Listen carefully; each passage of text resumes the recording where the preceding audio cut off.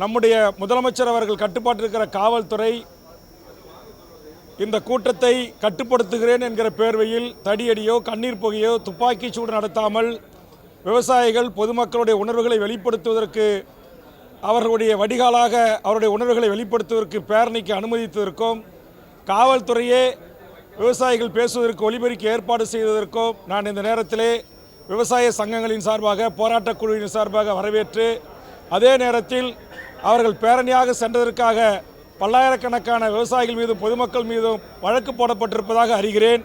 அதை திரும்ப பெற வேண்டும் என்று மாண்புமிகு தமிழக முதலமைச்சர் அவர்களுக்கு நான் கோரிக்கை வைக்கிறேன். அதேபோன்று இன்றைக்கு அண்ணாநகர் வழக்கில் அந்த உண்மையான குற்றவாளிகளை மறைத்து இதில் போலியான பக்கத்து வீட்டு சிறுவனை வழக்கில் சேர்த்து உண்மையான குற்றவாளிகளை காப்பாற்றுவதற்கு நடவடிக்கை எடுத்த அந்த அரசியல் பிரமுகர் கைது செய்யப்பட்டிருக்கிறார்.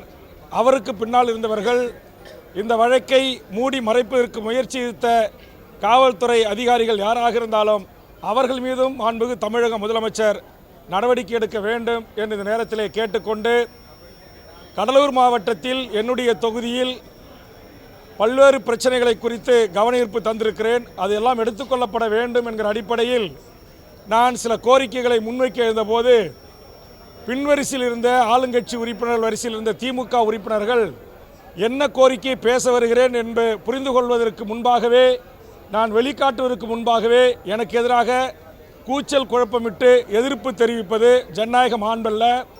பேரவைத் தலைவரும் அவை முன்னவரும் ஆளுங்கட்சி கொறடாவும் இதை கண்டிக்க வேண்டும், இனி கட்டுப்படுத்த வேண்டும் என்ற கோரிக்கை முன்வைக்கிறேன்.